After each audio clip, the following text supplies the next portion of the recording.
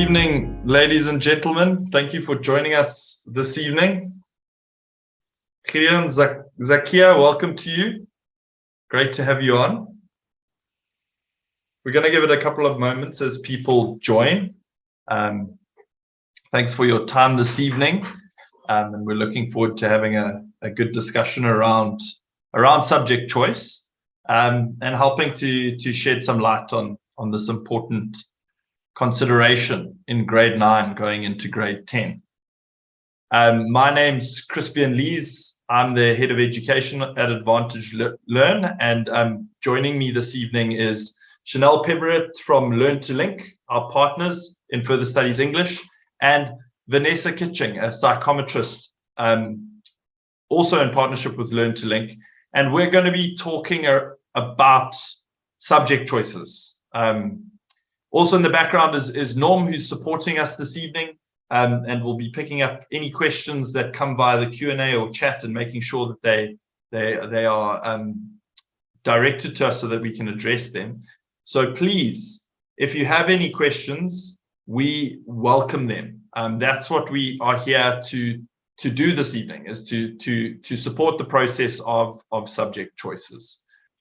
So without further ado, I'd like to hand over to Vanessa Kitching to approach this from a psychometrist's perspective, and she's going to take us through some things to consider in how to choose the right subjects in grade 9. Thanks, Vanessa. Over to you. Thank you, Chris, and Advantage Learn and Learn to Link. And firstly, just a big hello from my side to everyone who is joining us today. So as Chris mentioned, I'm going to be talking about choosing the right subject with the use of psychometric tests. So I'm going to look at what psychometric testing really is, what the process is all about, why someone should maybe do it, and how we can use those test results to really make an informed decision when it comes to choosing the right subjects. Right, but before I get into the technical aspects of an assessment process, let's just have a look at some general pointers to keep in mind when we're thinking about choosing subjects. Next slide. Great. So here are some tips on how to choose the right subject. So first and foremost, of course, we want to look at our future goals or career. And even if we don't know exactly what that is, maybe we have an idea of some field that we may want to go into. But we need to keep in mind that the subjects that we choose in grade 9 for grade 10 are really going to be with us in the long term, and of course can affect the type of tertiary education that we can have access to. So what we do want to look at is obviously subjects that we enjoy and subjects that we're good at. And we can also look at the benefits and drawbacks of taking certain subjects. But on this slide, I just like to draw your attention to point number 4, which is considering your degree requirements. So what I'd like to do now is just to give you some general guidelines in terms of the tertiary requirements that are referred to with subject choices. So just as a blanket statement, though, please do keep in mind that each institution has its own entry requirements. So these are just some general guidelines. So the way universities tend to structure their degree requirements is basically in 3 larger baskets. So the first basket is for those types of degrees where you must have compulsory subjects in grade 12. The next basket is a degree where there's not particularly a compulsory subject or subject set, but they do strongly recommend that you have certain subjects. And then there are those types of degrees where there are no compulsory or recommended subjects, and they just look at your admission point score. So an example of a degree where we have compulsory subjects, well, our usual suspects jump to mind. So we're looking at higher functioning degrees such as engineering, medicine, and veterinary sciences. So for example, if you want to study to become a vet, most universities in South Africa require that you have compulsory subjects such as maths and physical sciences. And they also strongly recommend that you have life sciences. For a degree where there are only recommended subjects, these usually fall within humanities, but of course can be found in other departments as well. Just to illustrate an example, if you wanted to study to become an actor, most universities don't have set compulsory subjects, but they strongly recommend that the student has grade 12 with subjects such as dramatic arts or visual arts. Then our degrees, where there are no preferred, recommended or compulsory subjects, we're looking at qualifications such as psychology or law. But here, however, the university can place a focus on your admissions point score, and those are obviously calculated with your grade 12 results. So again, just a general guideline or a blanket score to put over. We're looking at AP scores between 22 to 30, and that score can also be determined on whether you have Maths Core or Maths Lit. So this is just something to keep in the back of your mind as we progress through. Right, thanks, Chris. Great, so we may or may not have an idea of what our future goals or careers may be or what we want to do. Now, how can we find out that we're making the right choice? Well, we can do so by using psychometric assessments. Thanks, Chris. Great. So what is psychometric testing? Well, in a nutshell, it's really the administration of assessment tools or measures to assess certain psychological constructs. And the constructs that we assess when it comes to subject choice or career guidance, I'll unpack in a moment. But the psychometric testing process really involves an intake interview where we get to know the student and their life, learn a little bit about them, and see what their socioeconomic situation is and what sort of access to resources that they may have. Then we do the assessment day, which is where the student completes the necessary psychometric assessments. And those results are scored and then interpreted, and a report is compiled. That report then forms the basis of the feedback session, where we speak about the results, things that have emerged from the assessments, and we use that information to make choices going forward. So the feedback session following the psychometric assessment results is not just merely advice to go study perhaps a BA or a BCom. What we look at and what we do in the feedback session and in the report is to put together a stone-clad plan from grade 9 to grade 10, 11, and 12 to equip the student that they will have the skills in grade 12 to enter the type of education that we feel will assist them in their chosen career path. So I know it may seem quite premature to already be discussing careers when the student is in grade 9, but the fact of the matter is the subjects that we choose for grade 10 are probably going to reflect on our grade 12 certificate, and that is what the universities will look for entry. Next slide. All right, so why should we undergo psychometric testing? Well, for three main reasons. It's preparedness, prevention, and personal discovery. When it comes to preparedness and prevention, and maybe some parents are listening this evening, I'm sure you can cast your mind back to when you were in grade 9 and had to make subject choices, or when you had just finished grade 12 and had to enroll at university, or for any kind of further studies. You were unprepared. You probably didn't know what to do because you didn't know what was out there. You may not even have known what you were interested in, what you liked or even disliked. So we want to make sure that we don't have this global crisis of unprepared youth entering tertiary education or going into the open labor market being unprepared in terms of what they may want to do. The psychometric testing also helps us to prevent any kind of mismatches between the student and studies or career. Of course, what we don't want to have happen is someone to enroll at university and maybe 6 months, a year, or 2 years down the line, sit back and say, this isn't me, I don't want to do it. Or I'm not able to do it, the course load is too challenging. Or even worse than that, a student proceeds to complete their degree, enters the open labor market and wakes up after 5 years and thinks, I don't want to be in this job. This is not the field that I saw myself in. So psychometric assessments helps us to prepare the student to prevent any mismatches. And of course, we assist in some personal discovery.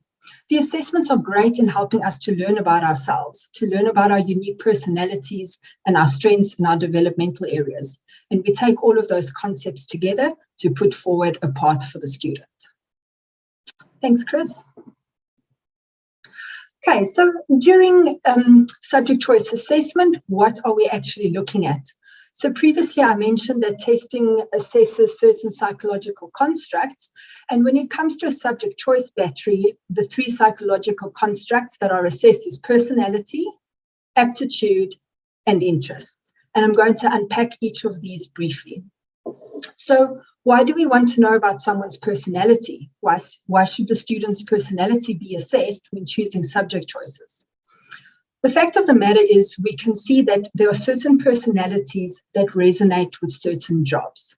I'm sure you can think of someone who you may know who's quite social and outgoing, loud, boisterous, and they probably function very good in a job role where those personality aspects would be needed, for example, in sales or marketing or management. Alternatively, you may know someone or even be someone who prefers to work on their own and not interact with so many people. And here we can already see that that specific person would be ill-suited to our jobs, such as in sales or marketing. So what we look at when we assess personality is to understand the student's unique personality profile so that we can link it to potential jobs that would be beneficial for them in the future. And if we know what those jobs are, we can start to align our subject package accordingly. The second construct that we assess is aptitude. So quite simply put, it's the person's cognitive ability, looking at problem solving and other aspects. What we want to do here is we want to see where is the student, where do their strengths lie, in what sort of aptitude aspects, or where might they experience some difficulty. If we know these things before we choose subjects, we can make more informed choices in terms of subjects that they will perform better in than others. An aptitude assessment is also very important because oftentimes normal school results on your report card may not accurately be reflecting the child's potential, their potential to learn or their potential ability. Other aspects that schools don't necessarily look at, but an aptitude test does, is things like short-term memory, mechanical reasoning, and even visuospatial ability. So a good example here to use is if a student seems quite keen in becoming an architect, we want to assess to ensure that they actually have the ability to be a successful one and to succeed in their career. The aptitude assessment that is used is also South African normed, which means it takes South Africa's cultural diversity into consideration when the results are scored. The third and final aspect that we assess is interest. So interest is probably the area that I'm most passionate about, or the construct that I enjoy the most, because interests are so important. And I'm sure many people can resonate with me when I say that if you're not interested in doing something, sure, you may do it, but you're not going to do it with all that you've got. And the exact same thing can be said for subjects and future studies. So what the interest assessment looks at is specifically what the student is passionate about and what inspires them. And we take that passion and inspiration and link it to jobs that are available in the open labour market. As soon as we've made that link and connection, it can, of course, better inform our subject choice going forward. Of course, I would be remiss if I didn't mention social cognitive theory, which also states that if a person is interested in what they are doing, if they are interested in their job, they have higher success, higher promotional opportunities, higher career advancements, and they suffer less from occupational stresses and burnout. So we want to look at personality, aptitude, and interests. And when we have those three constructs together, we zone in right in the middle and see what is the best subject choice based on those results for the student. Thanks, Chris. Awesome. Thanks so much, Vanessa. It's very helpful to look at it through those lenses of those three lenses of personality, aptitude, and interest, and they are so important. So thank you very much for those insights. There's going to be an opportunity to ask Vanessa some questions a little bit later on, and so if you do have any questions, please make sure that you take that opportunity later to ask them. You're also welcome to post them in the chat or in the Q&A, and we'll address them. And the whole aim is, to get towards a good discussion around this, so that we can address any burning uncertainties that you have in your mind. What I'm going to do now is I'm going to lead towards subjects that can take you further, which is a specialty of Advantage Learns and Learn to Link, and just talk towards these subjects and who should be considering these subjects. But I think before I get into that, I just want to kind of give a word of encouragement in terms of the subject choice process. to say that, most of us have all been through it. It is a challenging thing to do at a grade 9 level to start considering what subjects a learner takes. But for me, it's really not a black and white decision-making process. It's all about zoning in on the area that you should be going towards. So the reason I mention that is that, I think it's unrealistic for learners and parents to think that there will be a singular answer at this stage in grade 9. There will not be a singular answer. There will be a group of answers which will generally be similar directionally from an interest, aptitude, and I forgot the third domain, perspective. And that's what it's all about. From grade 9 to grade 12, it's kind of shrinking that region of direction until you figure out exactly what it is. And that's a process. It takes time. And so there won't be black and white answers. There's going to be a sense and a direction, and that's what learners need to do at this point. All right, so I'm going to talk towards subjects that can take you further, specifically the further studies programs. These are really important to consider if international studies are on the horizon for South African learners. They're interested in potentially going to international institutions. They're especially advantageous to differentiate learners from scholarships and bursary perspectives. And then also in terms of differentiating learners' applications towards universities, because it is quite a competitive environment. And so learners need to consider how they're going to differentiate their applications to get into those degree programs that are really sought after. So what are the further studies subjects to start off with? Some of you in the room, in the digital room, might remember them as the advanced programs, or if you were at school when I was at school, you might remember the subject ADMaths, additional mathematics, or additional programs. They've gone through a couple of name changes, but it's essentially the same thing. What happened was, when it was called additional mathematics back when I was at school, it was actually part of the National Senior Certificate. But then the Department of Education took the decision not to include that subject as part of the National Senior Certificate, along with its counterparts, because they wanted to focus their efforts on the core subjects. But ADMaths was a very beneficial program, and so the IEB recognized that this was a problem. And it was going to be to the detriment of learners that wanted to extend themselves in certain domains and needed to be extended in certain domains. And so the IEB took those subjects and structured them into separate qualifications, separate certificates, that all learners, whether they're at schools following the DBE curriculum or schools following the IEB curriculum, could register for and study towards, so as to achieve an additional certificate and qualification at the end of grade 12, with the underpinning philosophy of the further study subjects being that they better prepared learners for university studies. That's what they were all about. And they have been very successful in doing that. I did ADMaths back when I was at school, and I can't tell you how much it helped me when I went on to do engineering. And how it helped me to cope with the massive load and the difficulty, which enabled me to finish my degree in minimum time and be eligible for scholarships and bursaries.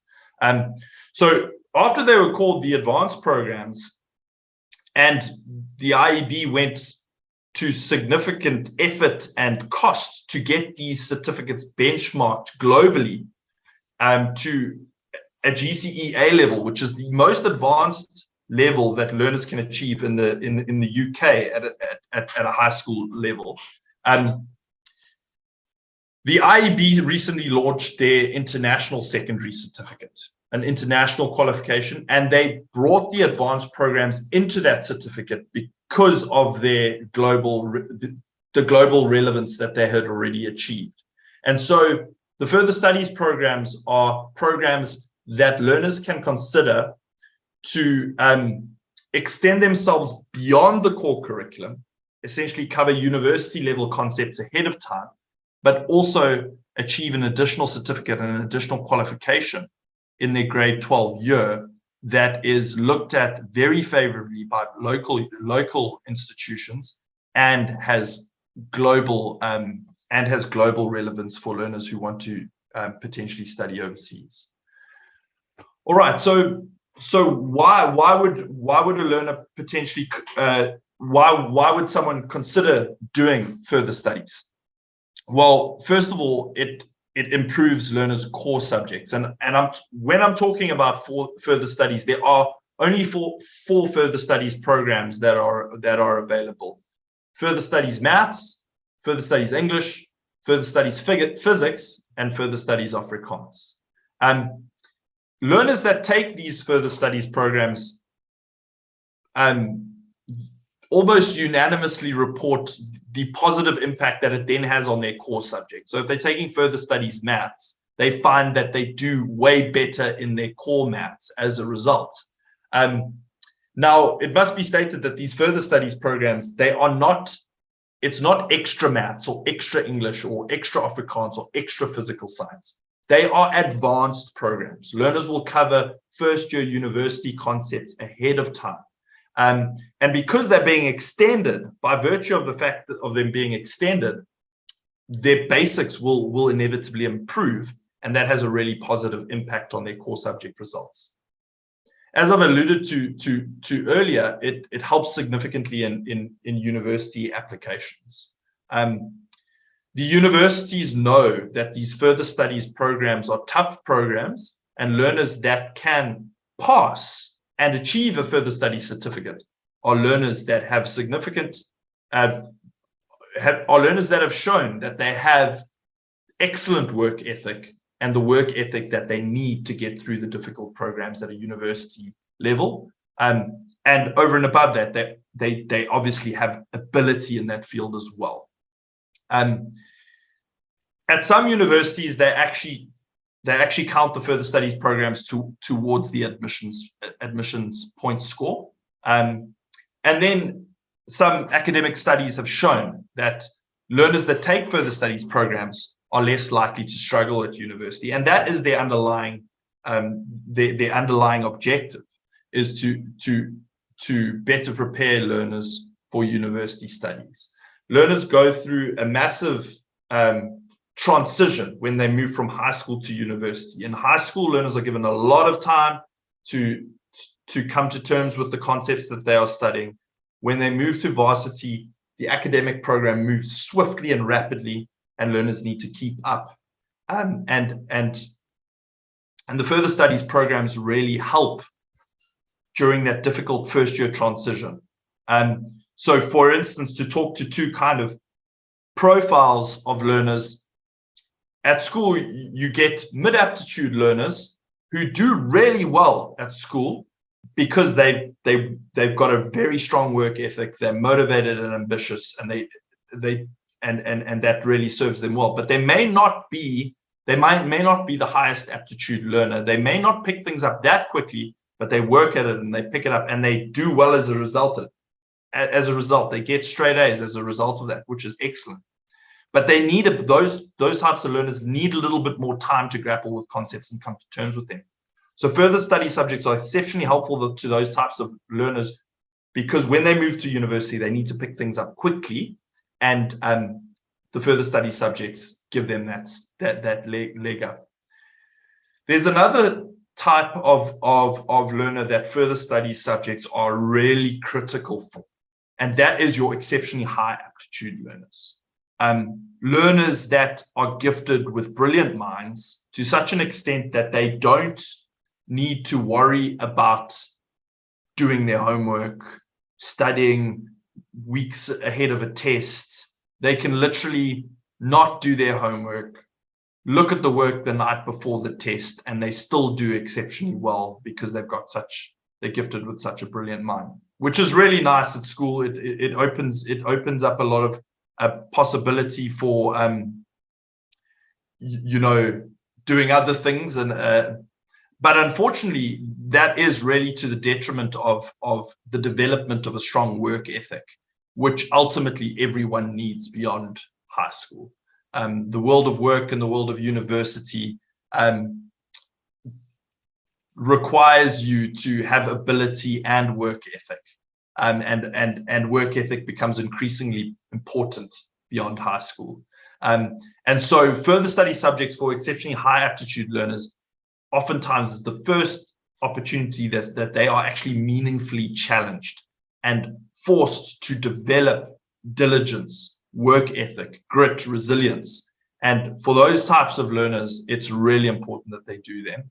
And then it's important to consider further studies because it is an internationally recognized certificate, which is quoted on admissions requirements. Some of the most on admissions requirements for South African applicants at some of the most prestigious universities in the world.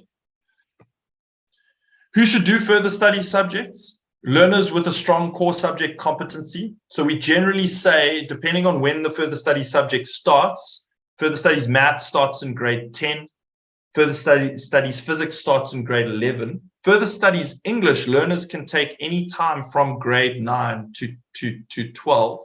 And Chanel will talk to further studies English in a bit more detail later. But if learners are achieving over 70% in their core subject, so English home language for further studies English, maths core for further studies maths, physical science for further studies physics, then learners should think about, they should be considering doing further studies. Learners who want to better prepare themselves for tertiary study, learners who are looking at entering competitive degree programs and need to differentiate their applications, and then because of their international relevance, learners that are looking to study overseas should consider further studies programs. I'm going to now talk directly to further studies maths and further studies physics. So what is further studies maths all about, and who should consider it? Any learner looking at any tertiary degree or course that requires a level of quantitative ability should consider further studies maths. So if there is maths in that degree program, further studies maths is going to serve you really well. First year maths at university is one of the most failed subjects. It presents one of the highest hurdles for learners to succeed in degree programs that have a large degree of mathematics to them. So that's engineering, accounting, your commerce degrees, business science, medicine. Although medicine actually doesn't have a large degree of maths in it, further studies maths will develop quantitative skills that are still relevant in that field, and also differentiates the applications for learners, which is really important if applying towards medicine, because medicine is probably one of the most competitive fields to get into. And then technology degrees, so data science, software engineering, those types of degrees will benefit significantly from further studies maths. Then learners who have a strong core maths competency, as I've mentioned, learners who are interested in maths, as Vanessa mentioned, interest is exceptionally important in subject choice. Follow your interests, because those are the things you're going to be good at. So in maths, that's an interest in maths. It improves your core maths results, as I've referred to earlier. And the great thing about further studies maths is it has a really positive impact on preparation for the national benchmark tests, which is something that South African matrics have to consider these days as an additional entrance requirement into certain universities. So there is a mathematics test as part of the national benchmark tests, and it's asked in a very different way. And further studies maths learners tend to be better equipped to deal with that type of test, which is really helpful. In terms of what the syllabus is for further studies maths, It's as I mentioned, well, I haven't mentioned, it's a 3-year program from grade 10 to 12. Learners will cover calculus and algebra as part of the standard certificate. And then they'll have an option to do one of the 3 electives: statistics, finance and modeling, or graph theory and matrices. And if they write that final exam, that final elective exam in their matric year, they'll be eligible for a further studies extended certificate. In terms of further studies physics, any learner looking at a tertiary degree or course that requires a level of quantitative or scientific ability should be considering further studies physics. So again, engineering. Commerce, it's also helpful. Business science, medicine, and technology, quite similar to the degree programs that you should be considering for further studies maths. And we do have learners who actually end up taking both further studies maths and further studies physics. Learners who have a strong physical science competency should consider further studies physics. So if at grade 10 learners are achieving over 70% in physical science, they should be considering further studies physics. And then learners who are interested in physics and want to excel and are keen on improving their physical science results should also consider it. The syllabus for further studies physics, it's a 2-year program from grade 11 to grade 12. And learners will cover analytical skills, thermal physics, modern physics, mechanics, charged particles in electric and magnetic fields, and oscillations. Okay, I'm now going to hand over to Chanel Peverett to talk about further studies English. So over to you, Chanel. Perfect. Good evening, everybody. My load shedding has just kicked in, so at least I have some light behind me. So I hope that everyone can see me, and I'm really looking forward to just sharing with you the privileged position that I'm in to be able to teach further studies English every Friday afternoon to a group of exceptional students. I mean, who comes to class on a Friday afternoon, for heaven's sake, you know? So if they are there on a Friday afternoon from 2:45 until 5 o'clock, that's the length of our lesson, then those are students who really want to be there, okay? They're there for the right reason. So it really is a privilege working with them. So I'm just going to talk through the slide here, but where further studies English is concerned, I know we have in brackets here journalism, law, philosophy, it's a BSc, etc. But I've had many, an actuarial scientist, an accountant, people studying medicine, who have come through my hands over the years since having started teaching us in 2010 with its inception. That's when the AP program started, before they changed names to Further Studies English and the rest. And it's more about the rigorous academic essay that they're able to write by the time they leave grade 12. So we would suggest, yes, the second point on the slide, that learners who have a strong English home language competency apply, and it is an application. But for English, we are particularly looking at their motivation. They need to write a little paragraph or give some motivation as to why specifically they want to register for this particular course. And then we actually look at even 65% and above for English, because 65% for an English home language paper is exceptional. It's actually really, really good, because we know the standard is very high for IB. So it's less likely to less likely to struggle at university. That point we've mentioned already. But from a further studies English perspective, it's the fact that when they leave grade 12, they will be able to write a sound academic essay. And there's so many students who've come back to me in the past and said, "Oh, ma'am, thank heavens you taught us how to write an academic essay. In our first year, we were some of the only students who knew how to do that." And they didn't have to go on extensive courses learning how to do that. They already had the skill, they felt equipped, they felt confident, and they kind of floated through their first year. The other point is the fact that it is exposure to text. So with the further studies English program, you are exposed to films, novels, plays, and poetry.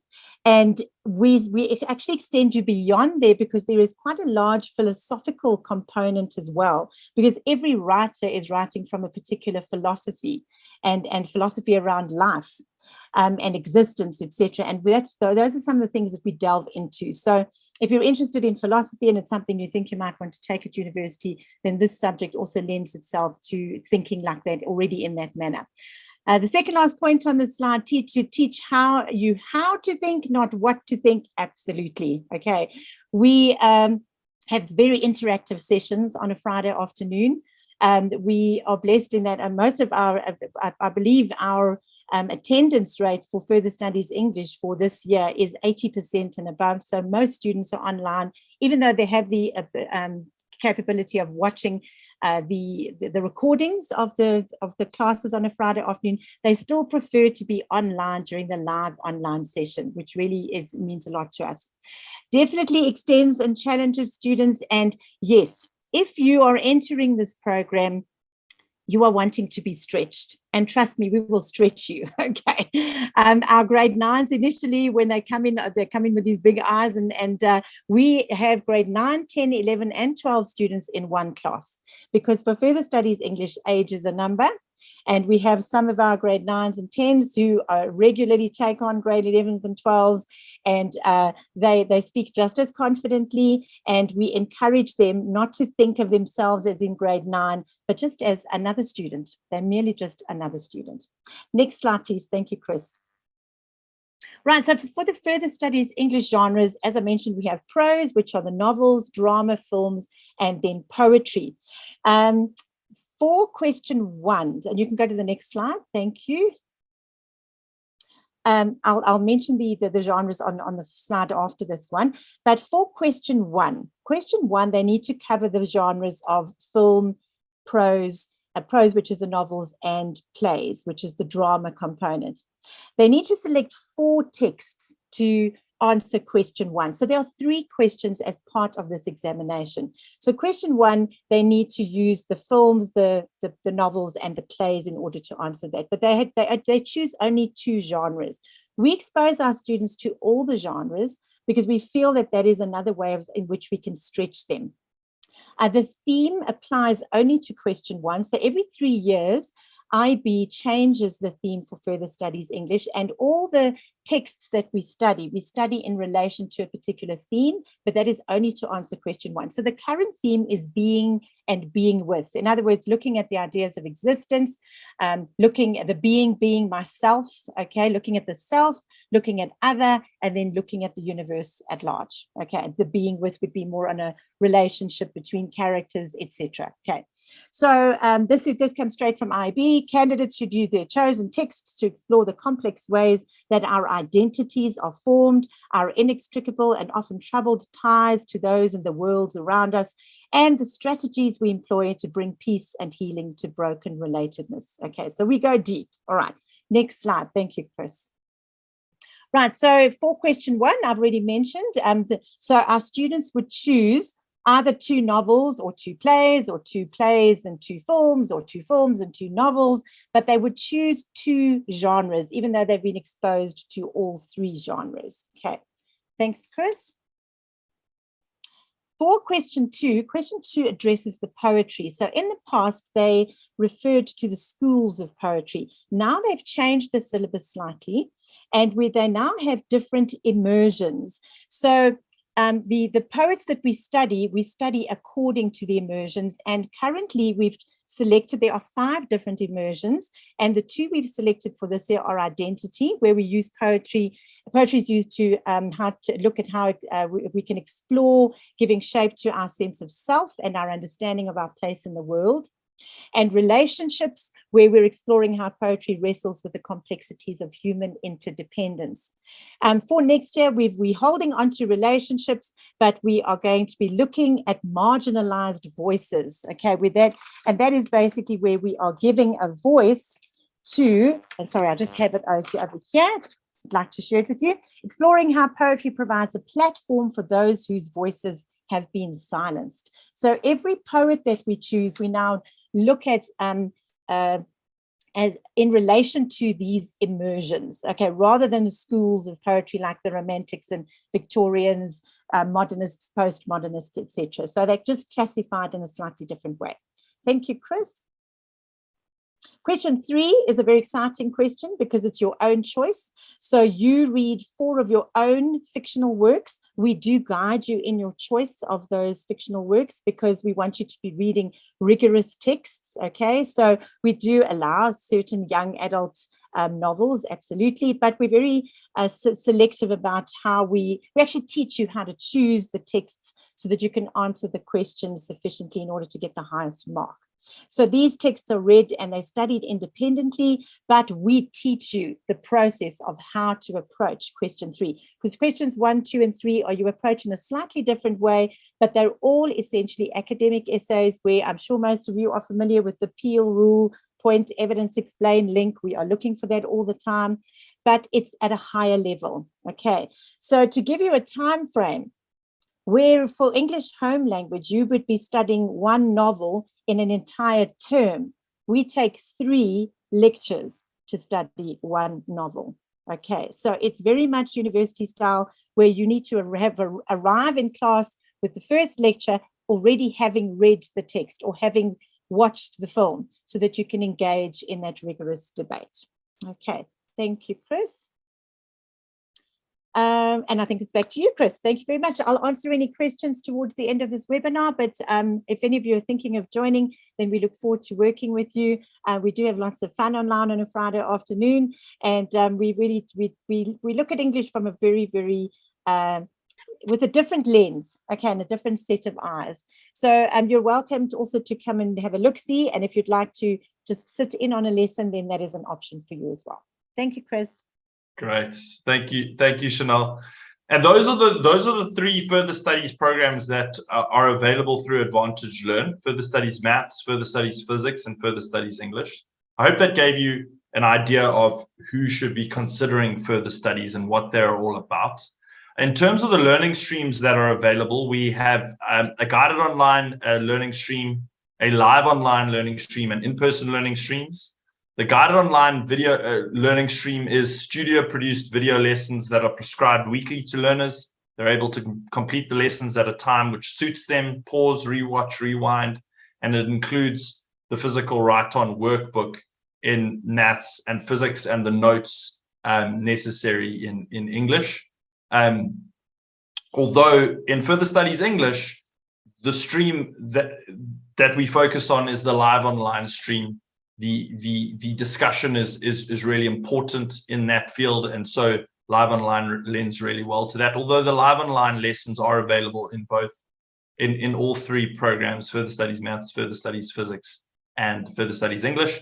That's a weekly online live lesson taught by our Further Studies educators, and includes the workbooks and the notes that are required.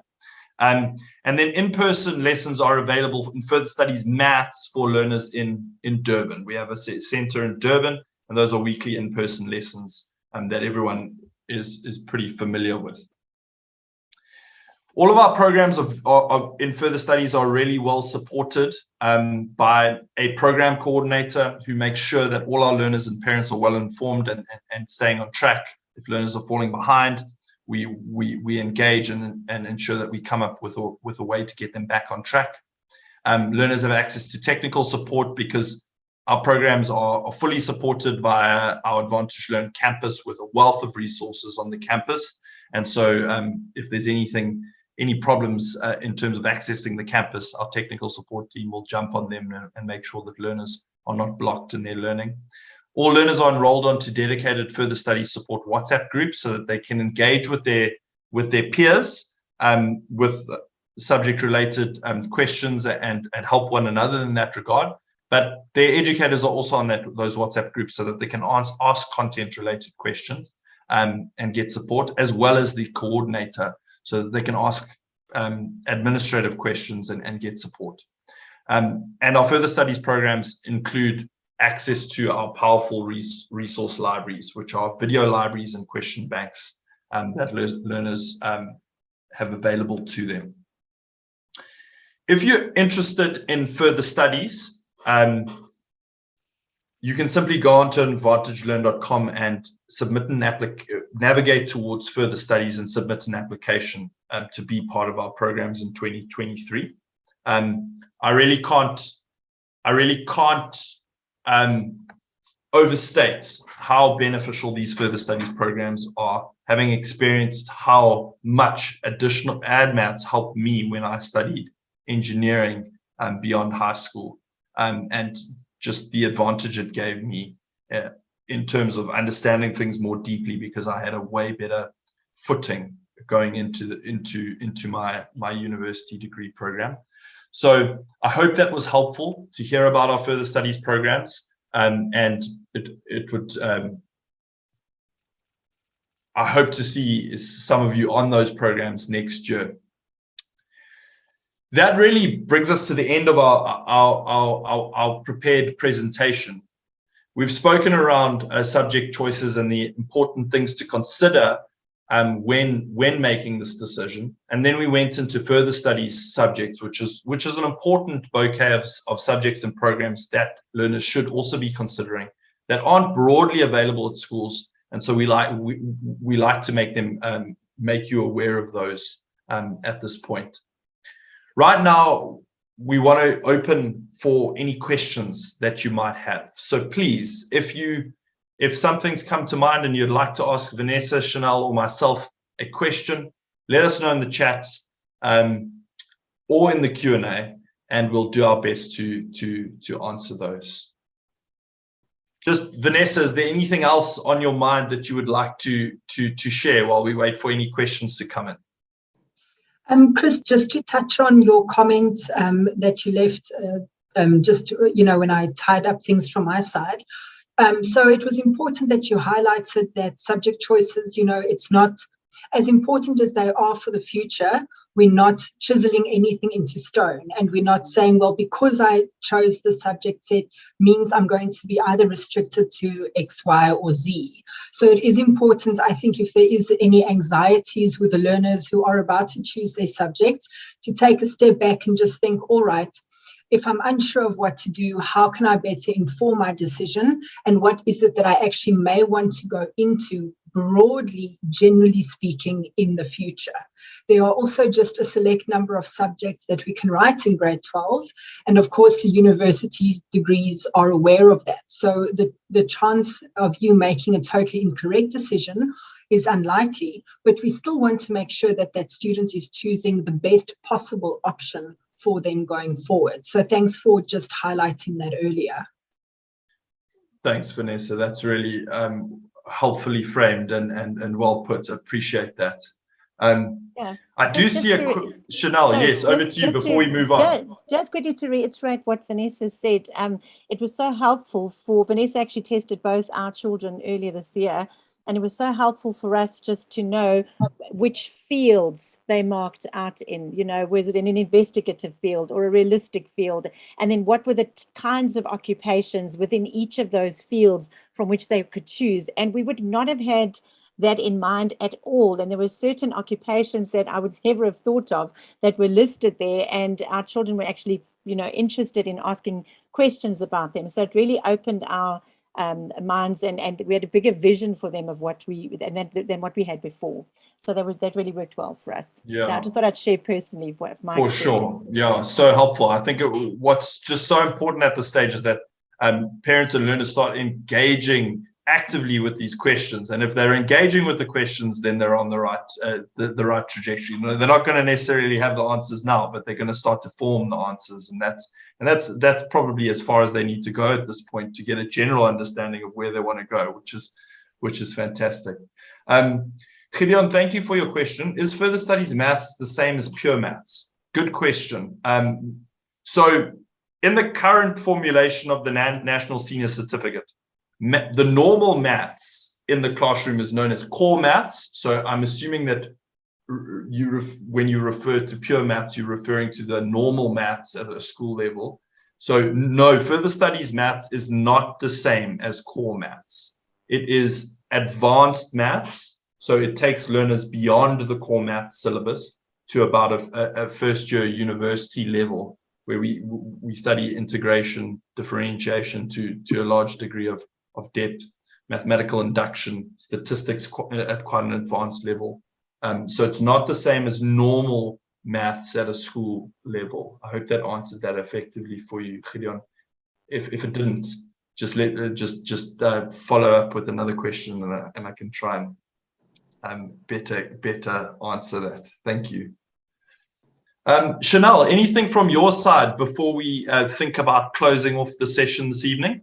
I just wanted to reiterate that there are so many of my students are studying abroad currently, and the only way in which they were able to access those international studies was as a result of having a further studies subject. It just happened to be further studies English that they needed for that particular course.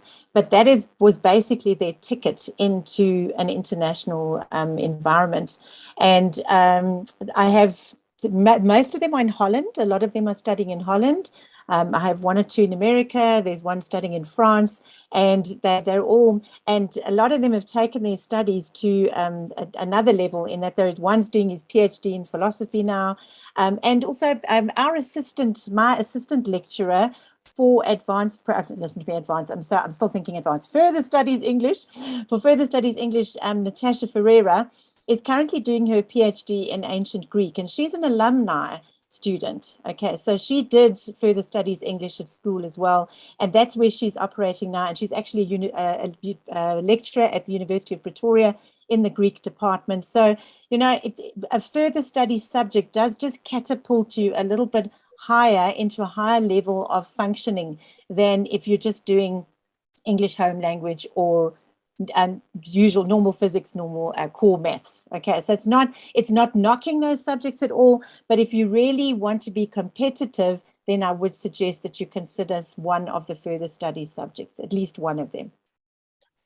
Absolutely. Yeah. Thanks, Chanel. And also the other thing is that a lot of people think that in order to get an internationally recognized leaving certificate in South Africa, you need to go the Cambridge route, or you need to go the international baccalaureate route, and it's not true. The National Senior Certificate, in combination with a further studies certificate, is globally recognized, and it's important, and not everyone is aware of that. And I have heard some very influential academics say that our advanced programs or our further studies subjects, in some instances, are actually more rigorous than the A levels. The A-level counterparts, which is interesting to note. Chris, I can actually attest to that from a further studies English perspective.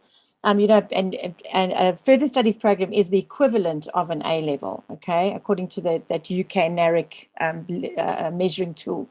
But for further studies English specifically, our program in South Africa does go beyond the normal A level, because the Cambridge A levels and GCE A levels, they provide an opportunity only to study novels and plays. So they only look at prose and drama. Whereas we have a film study component, which is very popular among the students.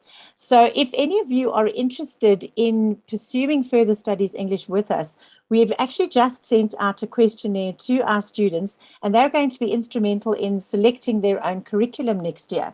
In that we have for each of the 3 genres, we've selected one text for each of those genres, and then we are allowing the students to select the other texts, one each, the other 3 texts. So they're very excited about that, because they're actually instrumental in their own learning and can have a choice. And we're going, okay, you tell us what you want to study, and we're going to prepare it and present it to you.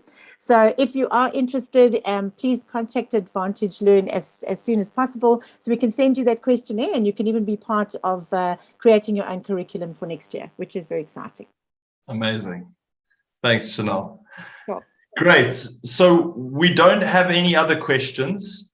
If you would like to find out more about the psychometric testing, which is a very beneficial process at this stage, you can get hold of Vanessa Kitching at the cell number there, 0736092960, or at her email address, vanessakitching8@gmail.com.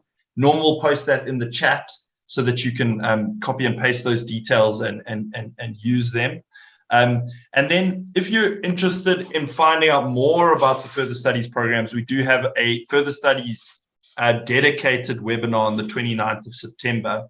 And there's the link to sign up for that, where we'll cover similar things to what we covered this evening, but go a little bit more in depth on what our further studies programs are all about. So, all right. Well, that is everything for this evening. If you have any further questions, pop up your hand before we close. But I'd just like to thank Vanessa very much for your time and your expertise. It's so helpful to shine that light on what to consider in your subject choices. And thanks so much, Chanel, for sharing on further studies English and all of your knowledge, just generally from an academic perspective. Thanks to Norm in the background for supporting and coordinating everything. And thank you to everyone for joining this evening. I hope you found it beneficial, and all of the best with these decisions.